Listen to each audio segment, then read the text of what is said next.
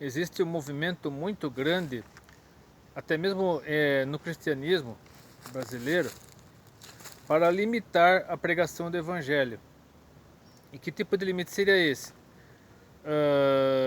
Pregar determinados povos, determinadas culturas, para não serem...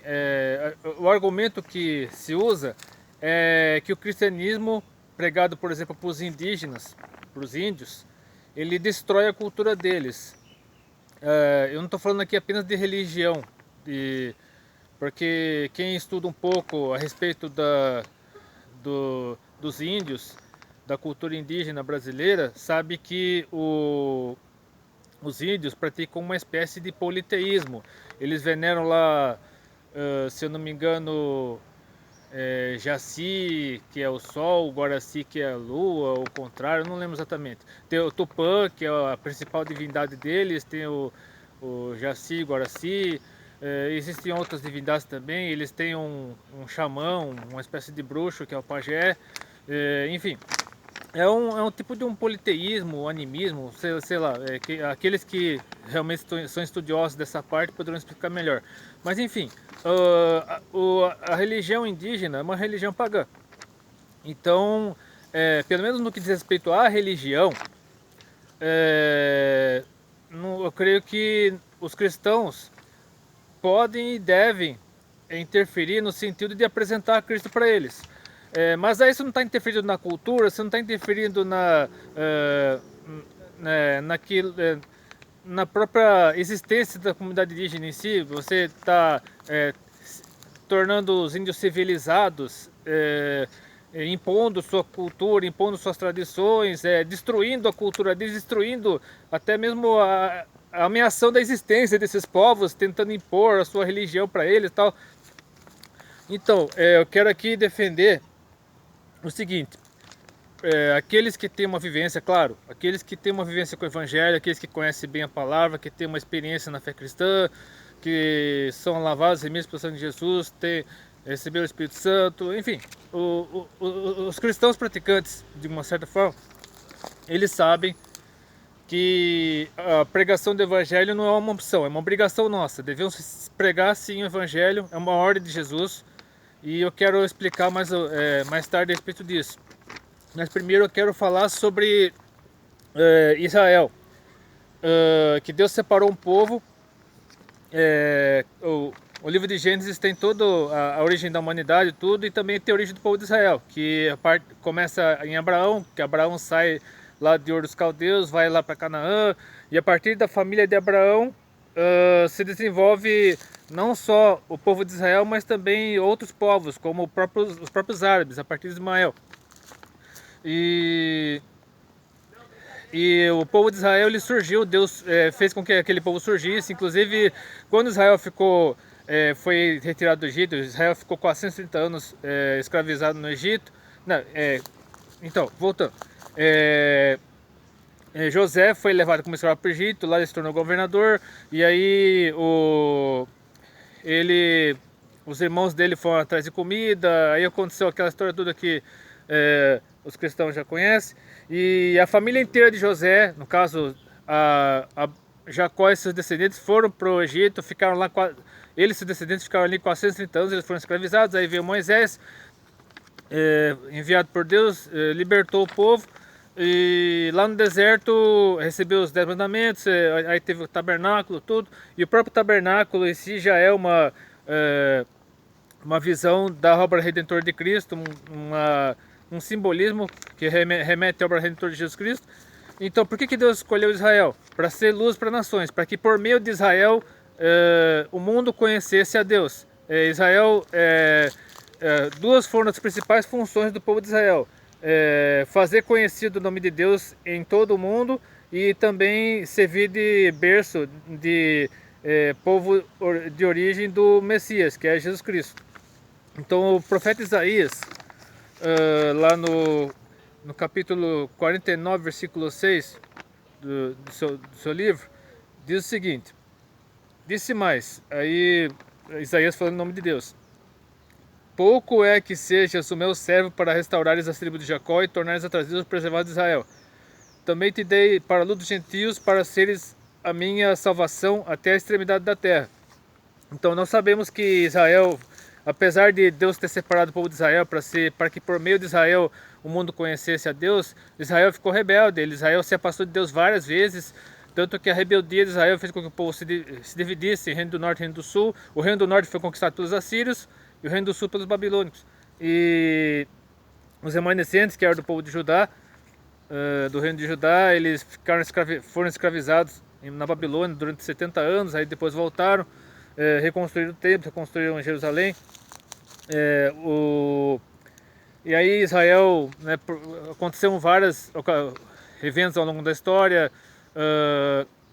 Os judeus, eles foram escravizados, foram conquistados por outros povos como os gregos, os persas, os romanos. Aí depois vieram também os árabes, isso já na Idade Média. Aí mais para frente os otomanos e também os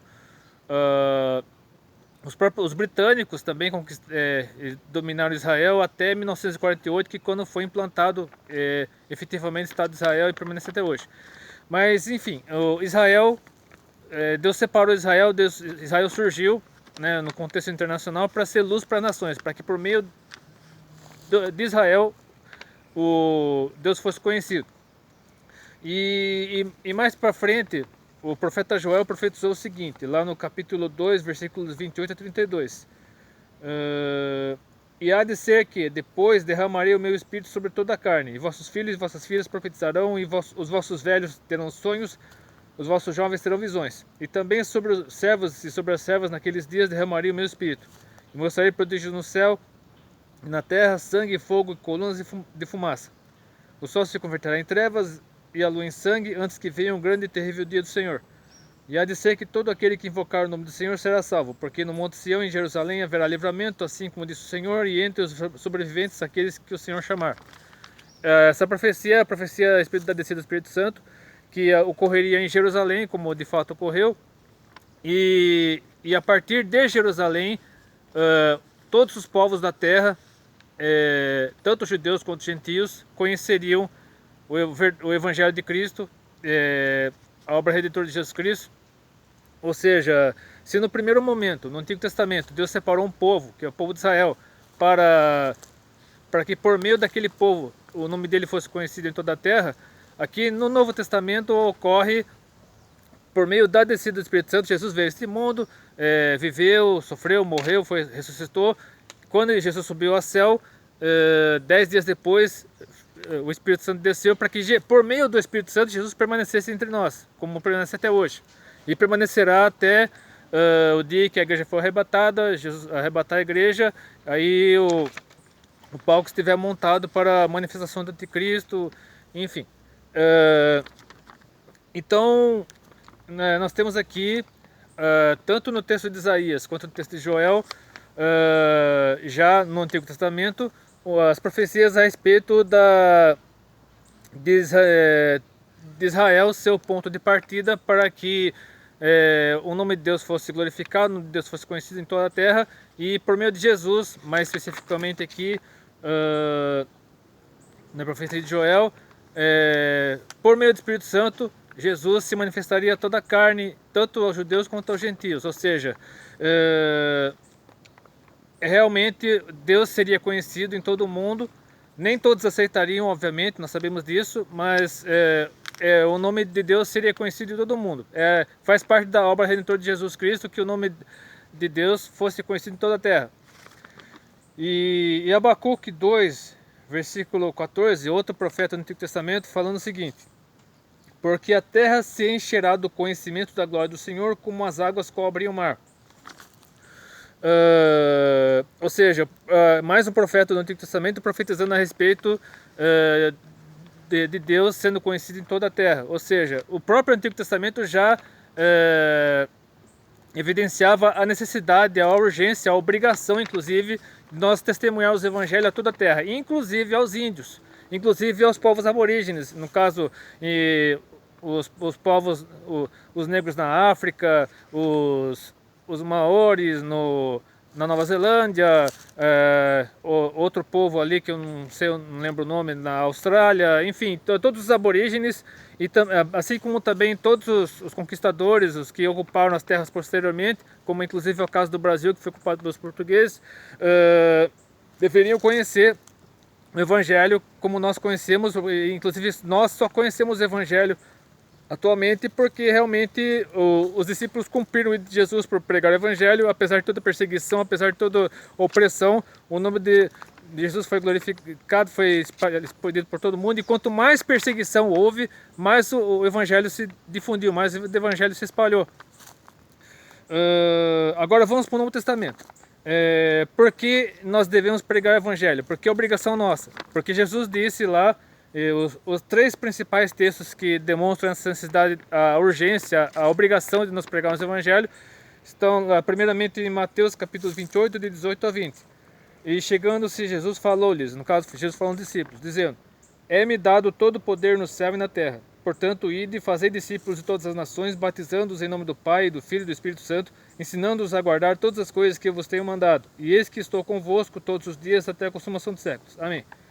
E no Evangelho de Marcos, capítulo 16, versículos 15 e 16, complementando. E disse-lhes Jesus: ide por todo o mundo e pregai o Evangelho a toda criatura. Quem crer e for batizado será salvo, mas quem não crer será condenado.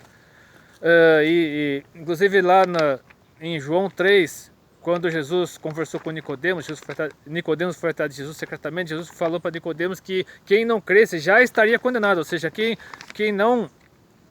todos aqueles que morreram sem Cristo já foram condenados, todos aqueles que não, mas é ignorância, não sei o que, não sei o que. Esse é um ponto realmente muito difícil, de difícil interpretação, que é um objeto de debate, objeto até de briga entre muitos teólogos, que mas aqueles que não tiveram conhecimento de Deus, não tiveram conhecimento de Jesus, morreram perdidos, vão para o inferno. Sobre isso eu falarei mais tarde. Em Atos capítulo 1, versículos 7 e 8, mais uma vez Jesus dizendo: não vos pertence saber os tempos ou as estações que o Pai estabeleceu pelos próprios poderes. Isso quando ele foi indagado se pelos discípulos se restauraria o reino de Israel, enfim. Nós sabemos que foi restaurado a partir de 1948 e continua até hoje. Não exatamente um reino, uma república, mas foi restaurado. Enfim, continuando aqui. Mas recebereis a virtude do Espírito Santo que há de vir sobre vós, e ser-me-eis testemunhas tanto em Jerusalém como em toda a Judéia e Samaria e até os confins da terra. Agora vejamos mais um trecho do livro de Atos. Dessa vez o apóstolo Paulo falando para os filósofos gregos lá no Areópago, explicando o Evangelho para os gregos entenderem. Atos 17, de 24 a 31. Preste atenção, porque os gregos, os filósofos gregos, eles tinham uma outra cultura, e Paulo precisava explicar para eles de maneira que eles pudessem entender. Vejamos o que diz aqui. O Deus que fez o mundo e tudo que nele há, sendo o Senhor do céu e da terra, não habita em templos feitos por mãos de homens, nem tampouco é servido por mãos de homens como que necessita de alguma coisa. Isso porque os gregos tinham seus templos, no caso, o Éfeso tinha o templo da deusa Diana, enfim, explicando que Deus necessitava exatamente de um espaço físico, mas precisou do tabernáculo, mas isso foi no Antigo Testamento. E agora o templo é apenas um local de reunião, que Deus está presente, o Espírito Santo está presente na igreja. A igreja é um corpo vivo, a igreja é um organismo que não necessita exatamente de um templo físico. O templo físico, o espaço físico é para a reunião desse povo. Mas enfim, continuando. E de um só sangue fez toda a geração dos homens, aqui falando de Adão, para habitar sobre toda a face da terra, determinando os tempos já dantes ordenados e os limites da sua habitação, para que buscassem ao Senhor, se porventura tateando, pudessem achar, ainda que não está longe de cada um de nós, porque nele vivemos e nos movemos e existimos, como também alguns dos vossos poetas disseram, pois somos também sua geração. Sendo nós, pois, geração de Deus, não havemos de cuidar que a divindade seja semelhante ao ouro, a prata, a pedra esculpida por artifício, imaginação dos homens. Aqui falando para um povo idólatra, que é o povo grego. Mas Deus, agora presta atenção, mas Deus, não tendo em conta os tempos da ignorância, anuncia agora a todos os homens e em todo lugar que se arrependam. Porque a pregação central de Jesus, a mensagem central da pregação de Jesus era o arrependimento. assim como João Batista também, a pregação do arrependimento, da confissão de pecados, a conversão, que é quando a pessoa recebe Jesus como seu Senhor e Salvador, recebe o Espírito Santo, e consagração e santificação. E continuando aqui. Porquanto tem determinado um dia em que com justiça há de julgar o mundo por meio do homem que destinou. E disso tenho certeza a todos, ressuscitando dentre os mortos. E aqui Paulo explicando que se os povos antigos não conheciam a Deus, não conheciam Jesus, por isso que alguns dizem que esses povos que morreram na ignorância poderão até ser salvos.